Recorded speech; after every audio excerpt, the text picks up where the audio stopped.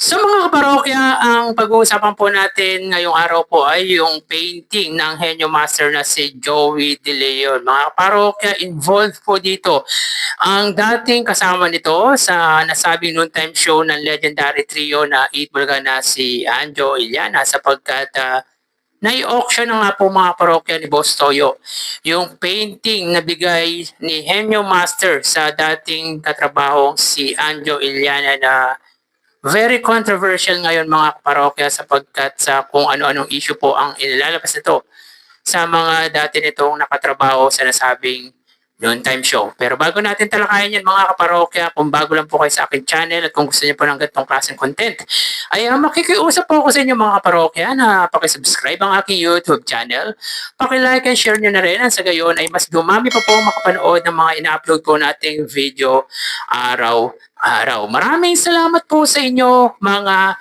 kaparokya. Mga kaparokya, bago natin talakayin yan ay magpapakilala po muna ako sa inyo. Ako nga po pala si Mervin, the man behind Kaparokya TV. So umpisahan po muna natin mga kaparokya ang ating pag-uusapan sa isang big time sponsors. Billionaire po to mga kaparokya, bilyonaryong sponsor na muli pong nagbabalik sa nasabing noontime show ng legendary trio. Kung last Thursday mga kaparokya ay pinakilala nila ang bagong makakasama nila na Kremel S. Kahapon nga po mga parokya sa Sugod Bahay ay muling nagbalik po ang big time sponsor na Flanax. Opo mga kaparokya, muli pong nagbalik ang isa sa pinakamalaking produkto na ini-endorso nga po ni Bossing Vic Soto at ni Iza Calzado na Flanax. So congratulations mga parokya sa Eat Bulaga and of course sa Flanax sapagkat muli na naman po nilang makakasama ang nasabing big time sponsors. So kahapon din po mga parokya wala po tayong nagawang online viewership sapagkat na-busy po tayo. Pero mga parokya meron po tayong na-save patungkol sa pa-premium ibinahagi ng nasabing noontime show ng legendary trio. Wala po tayong na-save mga parokya sa It's Showtime.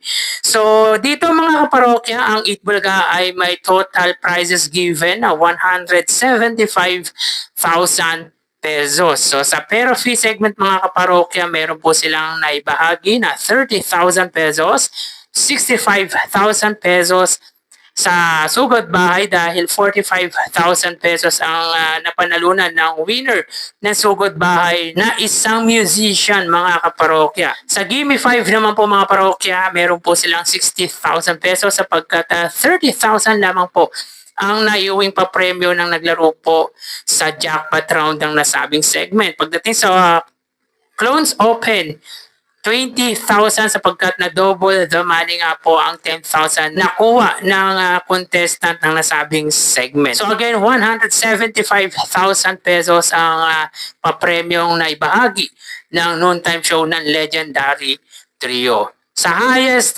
viewership naman po mga kaparokya, 105,000 lamang po ang naabot ng Eat Bulaga sa kanilang main YouTube channel.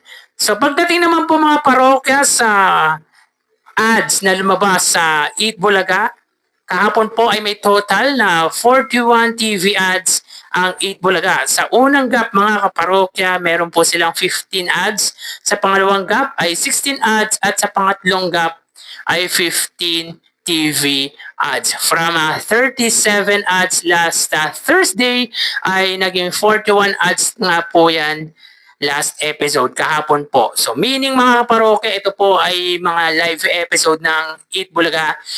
Noong Wednesday, meron po silang 46 TV ads, 37 TV ads nitong Thursday episode at 41 TV ads naman po nitong kahapong episode. So yun nga po mga kaparokya, tumataas or patuloy ang pagtaas mga kaparokya ng lumalabas na ads sa nasabing noontime show. So yun nga po mga kaparokya, last time ay may napanood po tayong video from Boss Toyo na kung saan ay in-auction nga po nito yung painting ni Henyo Master Joey De Leon na kung saan ay ibinenta nga po ito sa kanya ni Anjo Iliana na very controversial Anjo Iliana. So yun nga po mga parokya, balikan po muna natin kung magkano yung naibentang painting ni Anjo Iliana kay Boss Toyo. So 160,000 pesos with Eat Bulaga Coffee Table Book na kung saan ayon kay Anjo Iliana ay regalo na daw po ni Anjo Iliana kay Boss Toyo. So yun nga po mga kaparokya, sa auction mga kaparokya ay naibenta po ito ng worth of 160,000 pesos. So natapatan lang din po mga kaparokya ang ibinenta ni Anjo Iliana na painting galing kay Henyo Master Joey De Leon. Pero ang importante kasi dito mga kaparokya ay kung sino po ang gumawa. Hindi natin alam mga kaparokya kung ano ang dahilan ni Boss Toyo kung bakit pina-auction nito yung painting na gawa nga po ni Henyo Master, galing nga po yan kay Anjo Iliana. And isa nga po sa palagay po natin, sa ating opinion lang po, dahil pumangit nga po mga kaparokya ang image ng painting dahil nga po sa pinagagawa ni Anjo Iliana sa mga 8 Bulga host. Particular nga po si Anjo Iliana, not totally the painting itself, and definitely not Joey De Leon, kundi si Anjo Iliana. Talaga pumangit nga po ang painting, yung image ng painting dahil nga po si Anjo Iliana ang nagbenta nito na kung saan ay isa-isang tinitira or binabakbakan ang mga host ng Eat Burger na napaka-irrelevant naman nga po mga kaparokya ng mga issue nito. So meaning to say mga kaparokya, yung mga painting ni Henyo Master Joey De Leon ay napaka-relevant. Talaga yung talagang masasabi natin na pinapahalagahan mga kaparokya ang mga obra na gawa nga po ni Henyo Master. So sa dami nga pong obra or sa daming painting ni Henyo Master ay kung ibebenta ni Joey De Leon ito ay aabot ng milyon-milyon po ang kikitain ni Henyo Master Joey De Leon. Ganyan po ka-relevant ang isa sa original host ng Eat Bulaga na si Henyo Master Joey De Leon. So, yung painting na ibinenta nga po ni Anjo Iliana kay Boss Toyo ay 2002 painting made by Joey De Leon worth of 160,000 na in-auction nga po. Pero mga kaparokya, ang pinaka-highlights o yung pinaka-importante dito ay mas lalaki pa po ang halaga ng nasabing painting kapag tumagal or habang tumatagal ay mas nagiging worthy yung isang bagay, especially yung painting ni Henyo Master Joey De Leon. Lalo na mga kaparokya, kapag nawala si Henyo Master, mas pricey pa po yan.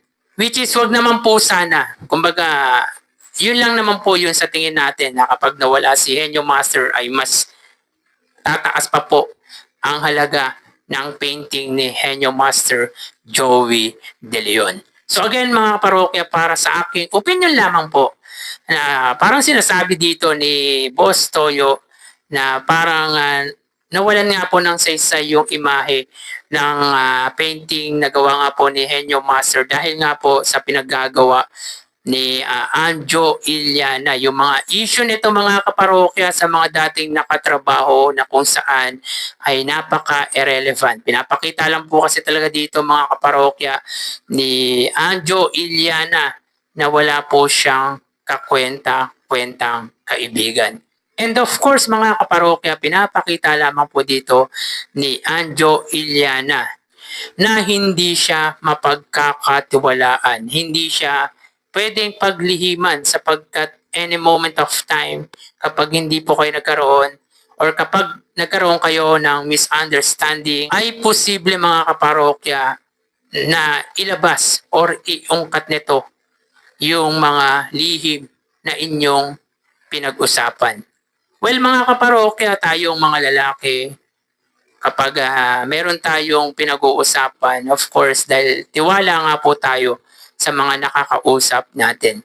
Pero ang pinakita ni Anjo Iliana ay hindi mo dapat pagkatiwalaan basta-basta ang isang kaibigan. Pinapatunayan lang po ni Anjo Iliana, mga kaparokya, na kahit gaano pa katagal ang pinagsamahan nyo, kahit 50 years pa po yan mga kaparokya, ay hindi mo dapat pagkatiwalaan ang mga nakasama mo or ang kaibigan mo.